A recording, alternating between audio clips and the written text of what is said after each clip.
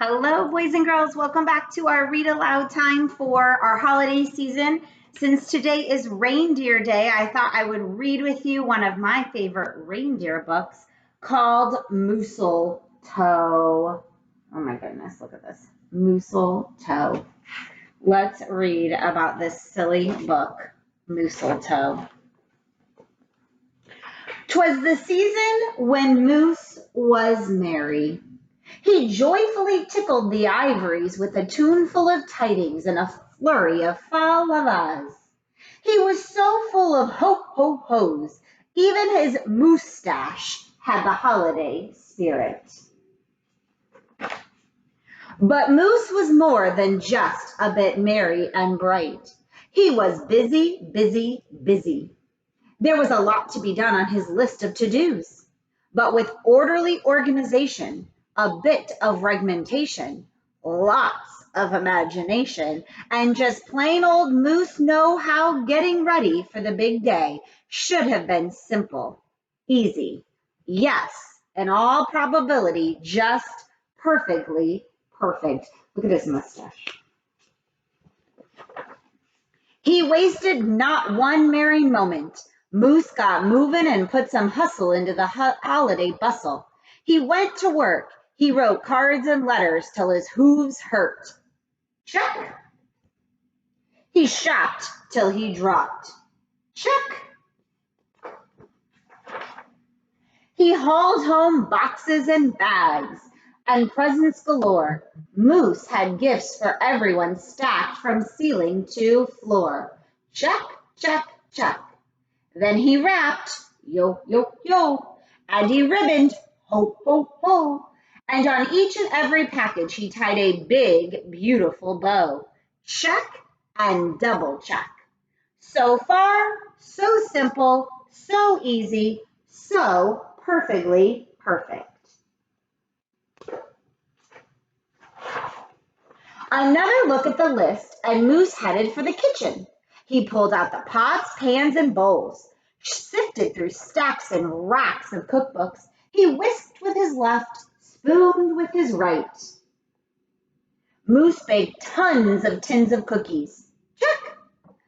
Dozens of cakes, breads, and sweets. Check, check, check. He made jellies, sticky jams. Moose roasted a goose and some chestnuts. He toasted marshmallows and yams. Check, check, check, triple check. Yes, yes, so simple, so easy, but of course, so perfectly perfect. Decorations were up next on his list of things to do and get done. So Moose decked the halls, then spruced up the walls. He beaded, bowed, and mooseltoed. He gathered garlands, roped wreaths and holly, jingle bells, sang Noels. Oh, good golly, this Moose was jolly. Check, check, check, check, check, check, check.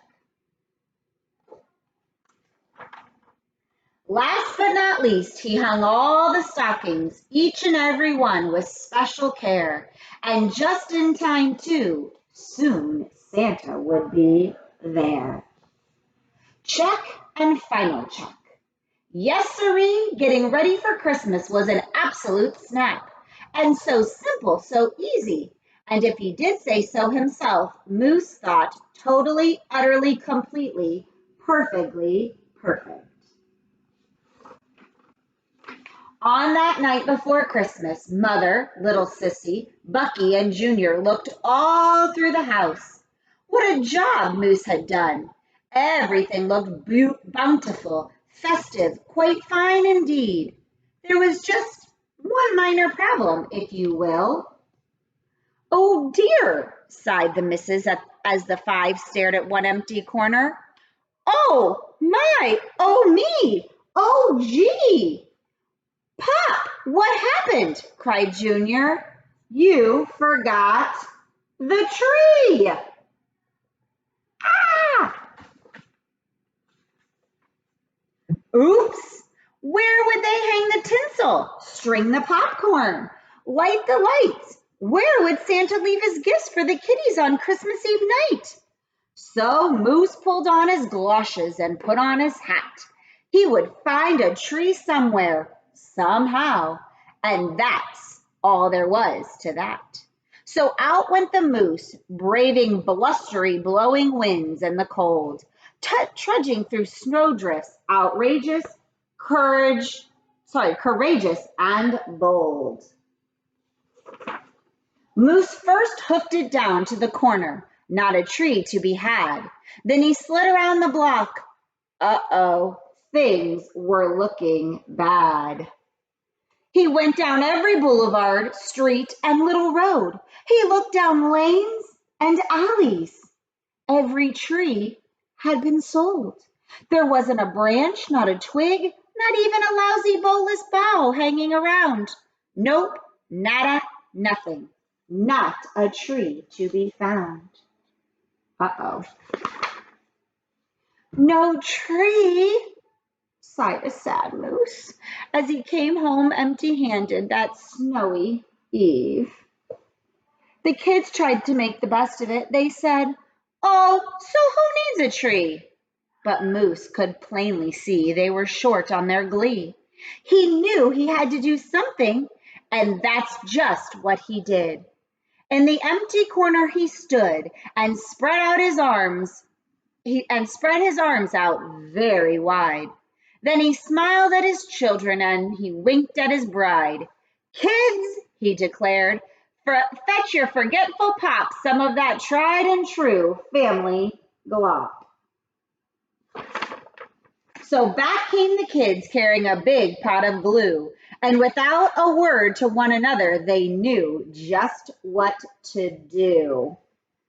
They each took a part, grabbing strands, taking hold, then carefully, oh so carefully, they glopped and they plopped, they pasted and they pressed. They curled and twirled every which way a follicle could fathom until Moose's magnificent moustache was indeed even more of a marvel to see. See what happens to his moustache. Here we go. Moose was just a few needles shy of being an evergreen tree. Look at him. They strung Moose with lights from his head to his toes and draped him with tinsel beginning right at his nose. They hung bulbs that were shiny and bells that twinkled, candy canes, berries, and plums sugar sprinkled. Then they all stood back. Junior plugged in his pop. Ooh, ah. Yes, Moose truly was one incredible sight. He was glorious and glowing, and boy, oh boy, was he ever bright. Then Junior placed the star on top of Moose's head. He gave him a kiss and a pat, and they all headed off to bed. Look at him standing there. Except Moose, of course. He stayed in the corner instead, still twinkling and blinking and waiting for Santa. Oh, so it wasn't so simple and it wasn't so easy. And okay, it wasn't so perfectly perfect. But do you know what? It was pretty close. Ho, ho, ho. That is the end of Mooseltoe. I hope you enjoyed that book and found it funny like I did. I'll see you for another read aloud.